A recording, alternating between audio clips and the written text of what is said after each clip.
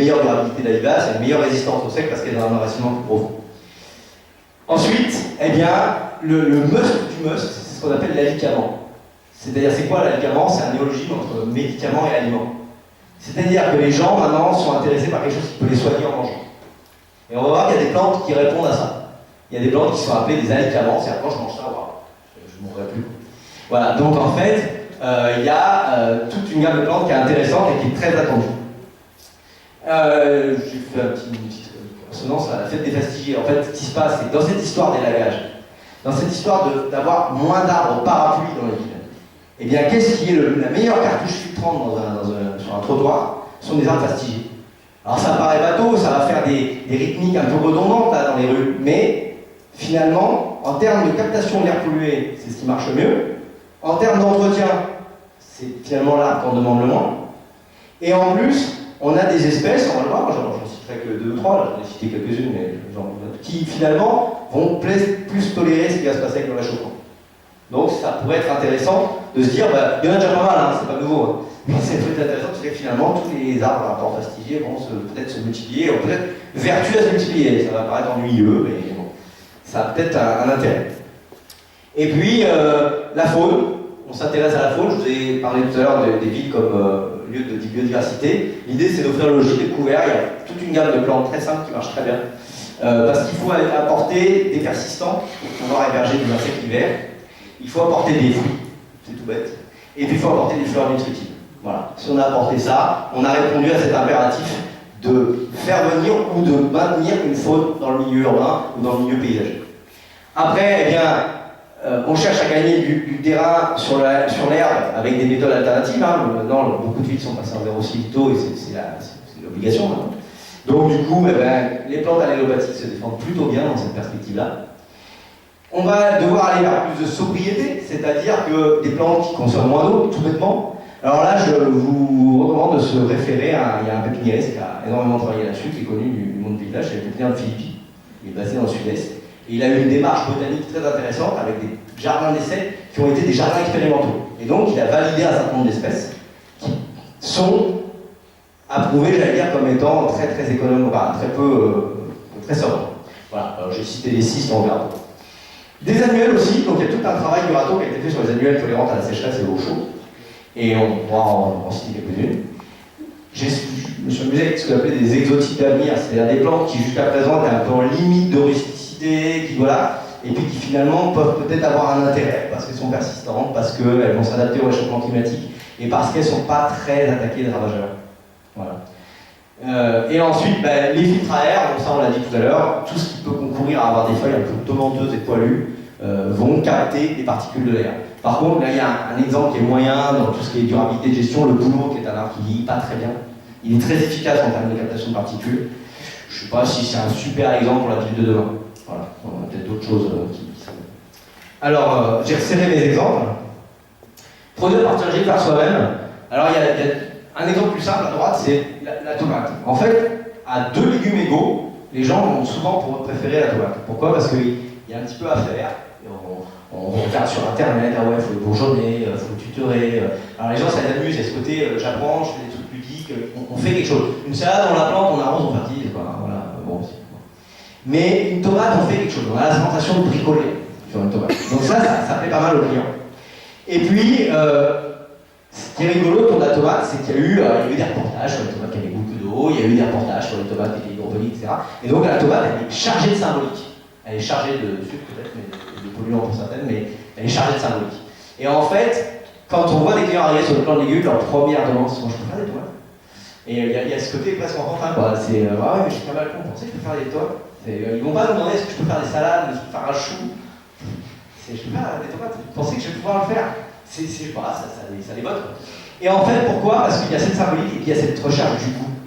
Alors j'ai fait un jeu de mots autour de la recherche du goût perdu, c'est la recherche du temps perdu aussi, bah, il y a quelque chose de proustien dans l'histoire, c'est qu'on va toujours vouloir retrouver le goût de la tomate d'antan. Même les gens vont 20 ans ils cherchent le goût de la tomate d'antan.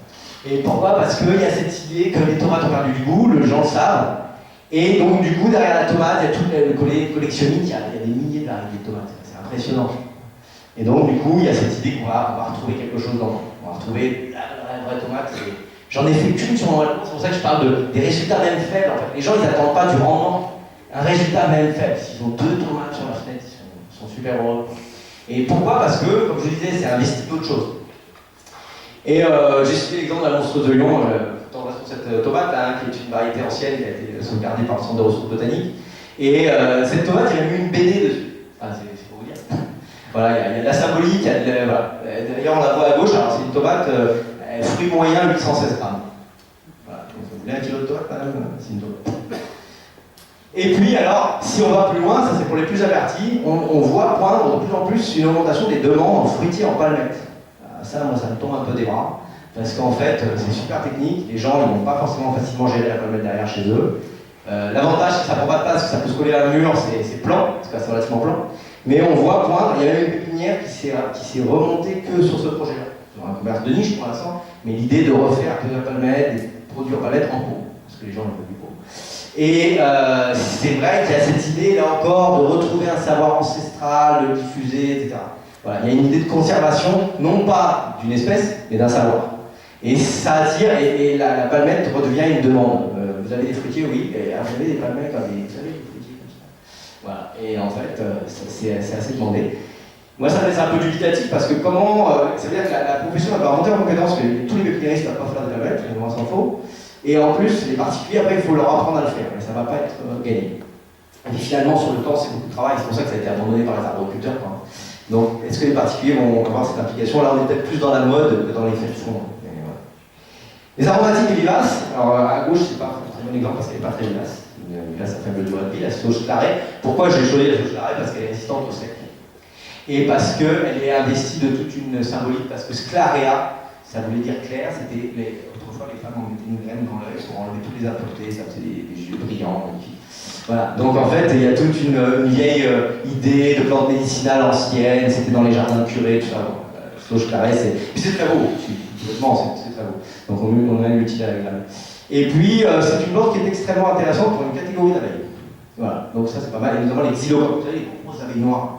On dit parfois c'est un frelon, c'est pas vrai. C'est un gros truc noir, un peu bleuté, un peu luisant. Et bien, la xylocope adore les sauges clarées. Donc pour sauvegarder les xylocopes, on dépend des sauges clarées. Et puis donc elle est ornementale, médicinale et se recèle spontanément. Mertensia, alors là il y a un effet de mode très récent qui est assez fort. La mertensia c'est la plante huître, tout le monde en veut, tout le monde en cherche. C'est une petite plante qui vivait naturellement sur le littoral normand, je ne le savais pas. Elle vivait sur les falaises en Normandie et elle a quasiment disparu parce qu'au début du XXe siècle, dans les années 20, elle a été surcueillie. Et puis on a oublié cette plante parce qu'il n'y en avait plus, tout simplement.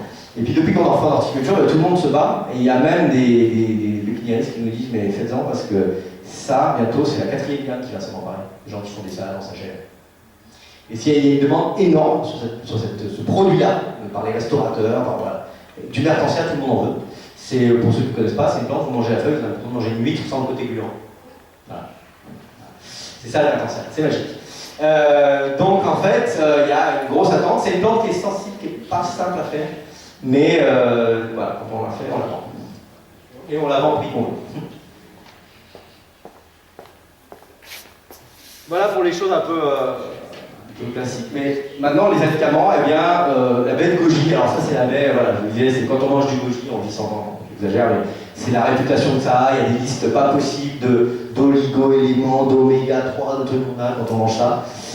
Donc il y a certaines plantes comme ça qui sont réputées être vraiment des sources. C'est vrai, hein, ça a été prouvé pour un certain nombre d'éléments, mais il y a un engouement, c'est-à-dire que les gens ils veulent du goji pour dire j'ai du goji. Quoi. Hein, voilà. Alors après c'est une plante qui n'est pas compliquée à faire pousser, qui pousse toujours bien, qui pousse bien même en situation un peu sèche, c'est pour ça qu'elle est intéressante. Par contre elle est sensible à l'oïdium quand il fait chaud.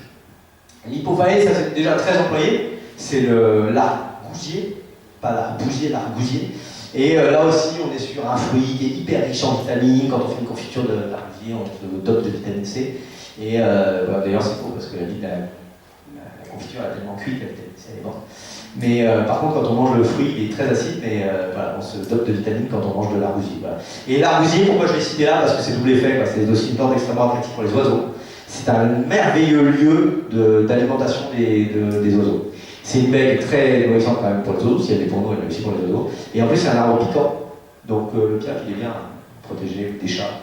par les piquants de Limoux. Voilà. C'est une plante assez facile qui vit dans les dunes. Moi, j'ai eu l'occasion d'avoir des grosses populations en baie de Somme, Picardie. C'est des pieds dans le sable, donc il fait humide, hein, vous allez dire en Picardie, mais néanmoins, c'est habitué à des terrains très drainants où l'eau ne s'accumule pas, quoi. Donc c'est des plantes qui peuvent supporter des situations assez sèches finalement. Le Kia, je ne sais pas si vous le connaissez, ça va être, voilà, c'est la plante à la mode dans les biocopes. Donc c'est une plante très proche des sauges, dont les graines sont la ressource d'oméga 3 tip top pour le cerveau. Donc voilà, c'est devenu la mode d'acheter du Kia en biocope. Et c'est une plante qui est très jolie en plus, donc qui est facile, et qui vient du Pérou, qui vient de haute altitude en Amérique latine. Et donc ça aussi, c'est des plantes qui peuvent tenir le sec. Un certain nombre d'à-coups de température, les grosses amplitudes, bah oui, en montagne, dans des endroits désertiques, il fait très froid la nuit, très chaud le jour. Donc ça peut être intéressant face à des problèmes de réchauffe. Les plantes fastigées, alors là c'est très bateau, j'ai pris le Carpinus, pourquoi? Parce qu'il y a le feuillage marcescent qui garde ses feuilles en hiver en partie, donc il offre encore là du gîte, et notamment pour beaucoup de faune. Une feuille qui se recroqueville, qui fait une espèce de tube pendant tout l'hiver, c'est royal pour un insecte. Voilà. Il y a ça, et aussi on est sur une plante qui a une aire de répartition extrêmement vaste, et qui est moins en régression aujourd'hui que le hêtre. Le hêtre, c'est ce qu'on appelle l'arbre climatique, c'est-à-dire l'arbre qui est adapté à nos végétations quand elles sont arrivées au sommet. Il y a de la friche, puis de l'arbuste, puis de la forêt, etc. Et l'arbre qui arrive au bout de cette évolution, c'est le hêtre. Mais le hêtre, il a énormément de soucis à se faire avec le réchauffement climatique. Et il est déjà en train de régresser en France. Alors que le charme semblerait moins être impacté pour l'instant. Alors là, pareil, il n'y a pas dans l'antériorité. Mais si je l'ai cité là, c'est parce que, bon, voilà, on est sur un fastigier avec un feuillage marcescent, donc on a cette idée de faune et plus gestion facile. Et puis c'est une plante très facile. Et ensuite, le ginkgo biloba. Alors pourquoi j'ai cité le ginkgo biloba en forme fastigier, bien sûr, encore une fois. Pourquoi je le cite? Parce que c'est une plante qui est, comparativement, atteinte de peu de ravageurs. Et comme je vous le disais tout à l'heure, le réchauffement climatique va avoir comme une des plus fortes conséquences de faire augmenter le taux de ravageurs. Donc c'est pas mal de raisonner les espèces avec cette idée d'augmentation des ravageurs. Deux exemples pour la faune, un pour les oiseaux, et le fruit se mange, c'est pour ça que j'ai voulu choisir ça. C'est très bon la confiture de la mélanchée. Et je vous ai cité la mélanchée malice qui est dans la liste de Pépinière Philippi parce que lui est bien plus résistant à la sécheresse. Et il est spontané en France, jusque dans le sud de la vallée du Rhône. Le Perovskaya, il y a eu une expérimentation qui a été faite notamment ici en partie avec donc cette association qui s'appelle Arthropologia qui étudie les dynamiques d'insectes dans les villes. Et en fait, il a été montré que le Perovskaya c'est dans le top 5 des plantes les plus alimentaires pour les abeilles. Donc seulement elles les attirent, mais en plus elles leur fournissent vraiment de quoi faire. Et c'est extrêmement intéressant comme plante parce que c'est très résistant au sec. Ça peut résister à des climats très différents, c'est extrêmement polyvalent, des sols très caillouteux, très pénibles. Et c'est une plante vraiment relativement tout-terrain, avec une très bonne résistance à ce qui peut nous arriver demain en termes d'à-coups climatiques. Et facile à gérer, c'est rare. Les plantes allélopathiques, bon, je vous en ai déjà fait tout le détail. Il y en a deux qui sont particulièrement intéressantes. C'est la piloselle, parce qu'elle arrive même à s'intoxiquer elle-même. Des fois, vous avez une tache de piloselle, et les plantes qui sont au centre, les piloselles du centre, elles crèvent, parce qu'elles sont sur-intoxiquées. Et elles se recèlent en général, les graines qui sortent de celle d'à côté recèlent le cœur. C'est comme ça qu'elles vivent naturellement. C'est pas super beau, mais c'est hyper actif sur le désherbage. Et ça peut faire un bon pied d'arbre. Et en plus, c'est ce qu'on appelle des astéracées à fleurs ligulées jaunes. C'est quoi les fleurs ligulées jaunes? C'est, vous savez, sur les astéracées, la petite fleur qui fait une bande jaune. Si vous regardez un gerbera, le capitule de gerbera, il y a X fleurs, et c'est celles du bord, elles ont une petite languette. On appelle ça la ligule. Donc les fleurs ligulées de couleur jaune sont extrêmement attractives, notamment pour les cirques, qui sont un auxiliaire très intéressant contre le puceron. Et donc, voilà, c'est pour ça aussi que je voulais la citer parmi les allélopathiques. Le Thymus ursutus, alors lui c'est pour son placement à haut niveau de résistance au sec. Voilà. Parmi les thym, c'est un des plus résistants aussi. Par contre, il fait tache d'huile de tout doucement. Mais il est allélopathique, c'est-à-dire qu'une fois qu'il est là, les autres crèvent. Les cystes, donc là j'ai directement inspiré du catalogue de Philippi. Et ce qui est intéressant, c'est ce code de sécheresse. Donc M. Philippi, il a établi avec les botanistes un code de sécheresse, ou en tout cas il l'a actualisé avec sa gamme. Et en fait, il est établi que maintenant il y a certaines plantes qui répondent à un code de 1 à 6. 1 allant d'un arrosage hebdomadaire et 6 allant de pas d'eau pendant 3 mois. Donc pas d'eau ni pluie ni arrosage pendant plus de 3 mois. Voilà, en conditions chaudes. Donc en conditions sud-est, en fait, il est du côté de 7. Voilà.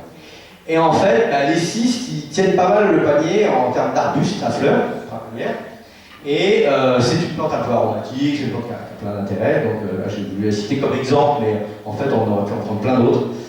Mais il y a des plantes qui sont, rustiques. Je rappelle que par exemple le Corbariensis, il vit dans les Pyrénées même à assez haute altitude, et donc du coup il résiste à des gros gels. Mais à l'inverse, il résiste à des fortes chaleurs et des périodes de sec. Il arrive même à être, ce qu'on ne voit jamais trop ici, mais il arrive même à être semi-caduc quand il fait trop sec. Il perd ses feuilles et il repart à l'automne. Voilà, donc des plantes tout à fait adaptées aux environnements futurs. Et puis c'est un arbuste, pour ceux qui le connaissent, qui n'est pas de très gros développement. Donc ça peut être adapté même en milieu contraint d'un massif urbain. Voilà.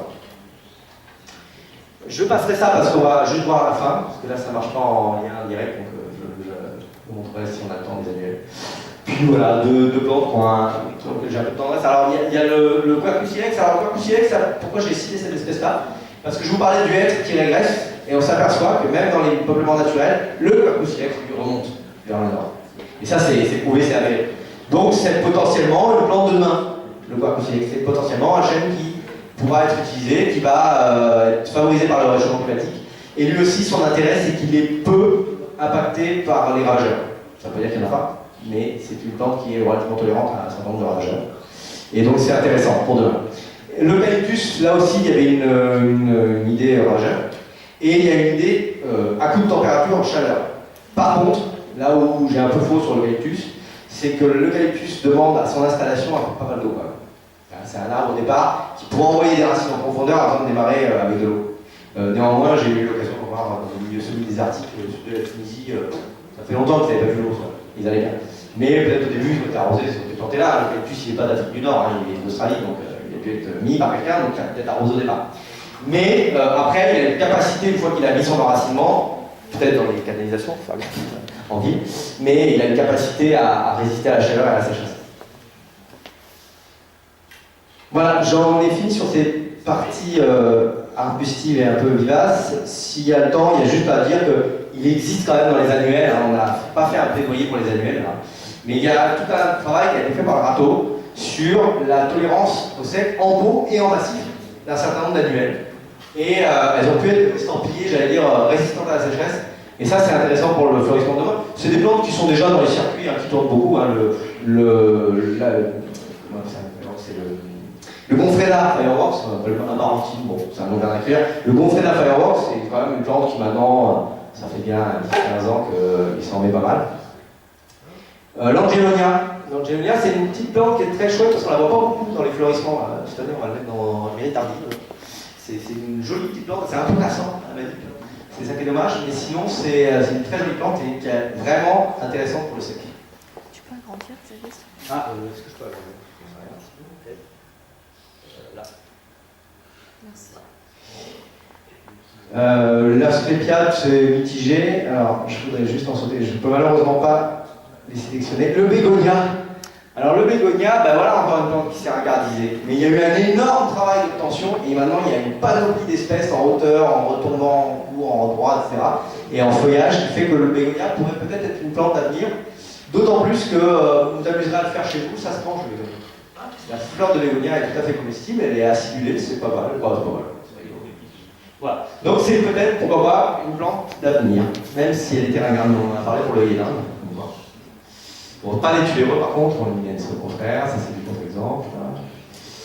J'en avais une autre, je finirai sur cette dernière, on dit pas dernière, c'est particulier. Le forme, ça aussi c'est bien vu, ça passe, c'est courant maintenant. Mais elle a des vraies capacités, elle a des vraies capacités au niveau de se passer de l'arrosage. Et puis une qui, je voulais lui mettre en avant parce qu'elle a été un peu oubliée aussi et pourtant elle est très intéressante. Je vous fais mal aux yeux là, je pense. Mais j'ai tout le fichier et je ne pouvais pas couper.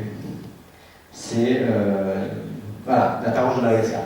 Voilà. Ça, c'est la plante la plus résistante au sec à la Dipladenia. Donc, Dipladenia, tout le monde connaît, les gens le mettent dans le cimetière maintenant tellement ça résiste au sec. Donc, le Dipladenia, il a vertu à continuer son développement. C'est une plante qui est intéressante, notamment il y a un peu de valeur ajoutée. Mais en plus, il tient à tel point que les gens le mettent aussi. Voilà. Et la Pervenche mellingacienne, c'est vraiment la plante qui est juste derrière en termes de résistance au sec et au coup de chaud. Voilà. C'est une plante qui aime bien les substrats drainants et du coup les sols filtrants aussi. Ça peut être très très intéressant dans les perspectives de fleurissement. On la voit quasiment pas en fleurissement urbain. Très très peu. Voilà. J'en finirai là avant de tous vous endormir. Je vous remercie de votre attention. Merci.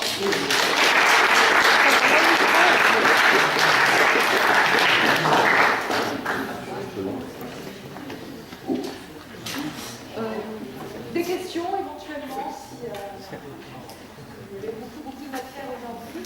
Merci Xavier pour ton intervention.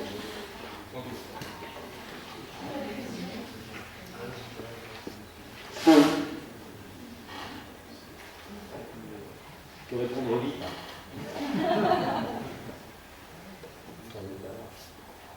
Parmi les jeunes, est-ce que ça vous suscite tout ce qui est développement climatique pour votre futur métier, justement?